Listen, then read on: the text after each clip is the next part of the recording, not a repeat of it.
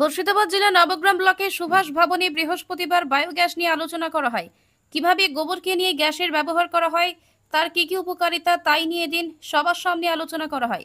এতে উপস্থিত মুর্শিদাবাদ জেলা পরিষদের সভাধিপতি রুবিয়া সুলতানা, মুর্শিদাবাদ জেলা পরিষদের কৃষি ও সেচ কর্মাধ্যক্ষ ওজিফা বেগম, নবগ্রাম বিধানসভার বিধায়ক কানাই চন্দ্র মণ্ডল, পঞ্চায়েত সমিতির সভাপতি রূপলাল মণ্ডল সহ আরো অনেকে।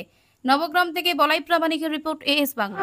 অর্থ দিতে হবে কিনা এই প্রকল্পটা নেওয়ার জন্য, এই সুবিধাটা নেওয়ার জন্য প্রথম কিন্তু আগে তাদেরকে এটা বলে দিতে হবে, ক্লিয়ার করে দিতে হবে।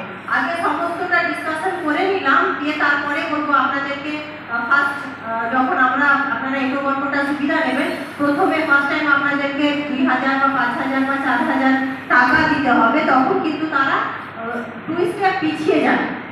তো এই বিষয়গুলো আমার মনে হয় যে ফিল্ডে নিয়ে আলোচনা করাটা খুব ভালো।